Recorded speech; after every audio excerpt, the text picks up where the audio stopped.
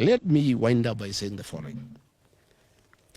We are indeed not surprised that William Ruto has turned against the Church of Christ, and he has turned against women and children. This is part of his political DNA. It is in public knowledge that William Ruto organized an attack on women and children in Kiambaa Church in 2008, the first 2 days. On 2nd January 2008, children and women were burnt alive in church. It is William Ruto who organized that attack. And when he came and became our friend, we forgave him and we thought that he had changed his bad ways. But as soon as he became president, he went back to his old habits. He has a serious problem with the Church of Christ. He has a bone to pick with women and children. He attacked women and children in Mweki, PCA. He attacked women and children in Kariobangi. He attacked women and children in Gatundu. Today he has attacked women and children in Wetima. William Ruto, we had thought that you have changed your bad habit of killing women and children in church. Apparently you have not changed. You have even become more vicious as president, because now you have power, you have the police, and you have everybody to back you up. But I want to tell you, for every life lost, for every attack on women and children, God is seeing you, and God will punish you. We want to appeal to the international community to come through for Kenya. William Ruto is setting the stage for civil strife ahead of the elections because he knows he's losing. He wants Kenya to be like Tanzania or like Uganda. I want to tell William Ruto, Kenya cannot be Uganda and it cannot be Tanzania. We want to call on the international community who are our friends to come through for Kenya. This impunity by William Ruto, setting the stage for civil war ahead of the elections, must be checked because the people will not take it. And what has happened today has set the temperatures extremely high. The people are agitated. And I want to tell William Ruto, my former boss and friend, I understand your frustration that you have lost the mountain and you are trying to do everything to regain it. But this is not the way. Attacking churches, attacking women and children, trying to kill leaders, you are simply making the situation very difficult. The people of this region whom you have declared war on are hating you much more than they hated you yesterday. There is no way you can force the people of this area to support you. And use of police and goons will not help you. And this is just making the situation more complicated. I want to call on Kenyans to pray for our country. Our president has gone rogue. He has panicked because of the impending loss of power in the next general election. And he has become extremely dangerous. Nobody is safe anymore. If he can attack the church that prayed him into power, I think he has gone rogue. And this is totally unacceptable. I've seen a lot of nonsense by government bloggers trying to say that we can stage manage our own attack. Where can we get access to tear gas? Is it sold in a supermarket or in Gikomba? Where do we get access to AK-47 assault rifles? Where do we get access to government land cruisers? Where do we get access to police uniform? We can't. And Kenyans are not foolish. I know that is the narrative they have been trying to do to bring so that they can arrest my supporters and my security and try to blame them. But today's happening is recorded. The vehicles are there. The policemen are there. The ones in uniform, the ones in civilian. It's all recorded, the tear gas canisters, the cartridges. Please, Kipchumba Murkomen, don't play around with the minds of Kenyans. Just make a decision.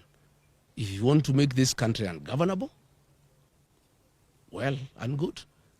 If you have decided to use the police to kill, go ahead. And I want to invite the members of the National Security Council outside William Ruto, Kithure Kindiki, and Kipchumba Murkomen. Those three have stopped thinking, and they really don't care about the security of this country. I want to ask the Chief of Defense Forces, the IG, the Director General of NIS, to sit down President William Ruto and tell him that if Rigathi Gachagua is assassinated or injured, there will be turmoil in this country, and there will be instability in this country, and what he's doing is wrong, and somebody must talk some sense into the president. And there is no way he can be president by force. He was elected into office as a very popular president. He has goofed by doing all the wrong things and antagonized the people of Kenya. And when he is in a hole, the first thing you do, you stop digging. He's digging further by unleashing violence on the Church of Christ, on elected leaders, on women, on children. He's just making the situation worse. I'm told they are very bitter that I talk to the people of northeastern Kenya and enlighten them that their suffering have nothing to do with the marginalization, but misuse of public funds and lack of accountability by their own leaders. And he is afraid that he was banking on the support of the Northerners, and that may not be forthcoming. I am told they were very bitter about the 2 mega rallies I did in Kagumo, in Kirinyaga, and Karatina, and they wanted to make sure that I don't do meetings in Othaya and Keni. I want to say that I am undeterred, I'm on board, I'm not intimidated. We shall continue with the journey to liberate this country. We shall continue. And I want to ask our supporters to be steadfast. Our young people to continue protecting our meetings against goons. But now they have changed gear. Instead of using goons, because they realize from Gatundu, the people have said no to goonism and they'll deal with the goons. Now they are using the police to attack the people of Kenya. They are using police with live ammunition and tear gas to cause havoc. How do police who are in charge of security and law and order the source of insecurity in their own country? How do police turn against innocent women and children and beat them and fight them with the live ammunition, with the tear gas? I think the president has gone berserk. The reality that he'll be one term is too much for him to comprehend, and he has lost his head. I think we want to call the president to order. William Ruto, you killed our children and women in Kiambaa Church. Please stop attacking churches. Stop attacking women and children. Stop attacking leaders. Today, William Ruto, I want to assure you, this mountain is lost. Even if you killed Rigathi Gachagua, the mountain will not come back to you. It will even be more difficult for you than it was when I'm alive. Even if you injure me or you injure these leaders, the mountain gets away from you every day. The more you fight us, the more you unleash violence on us, the more you attack our churches, the more you attack our women, the more you attack our children, the more the mountain distances itself from you. And people are regretting having voted for you because they knew you are not a good person. You had killed women and children in church, and they forgave you, thinking you have changed your ways. Kumbe, you are still the same person. I want to thank the Reverend at Witima ACK Church and the clergy and the lay leaders and the choir. They are the ones who saved my members. They gave them uniform for the choir and they were able to sneak out of the church. One of the Reverend gave his robes and uniform to one of my bodyguards who was targeted to be shot. And he was able to escort me looking like a priest. And when they saw he's a priest, they did not shoot him. They wanted to shoot him. I want to thank them. I want to thank the church. I want to thank our women and our children for the prayers. I want to thank the Christians. Kenya is a resilient nation. All these things will pass. And I want to tell the people of Kenya, the darkest hour is just before dawn. We are just about to get there. I think the worst is just about to be over.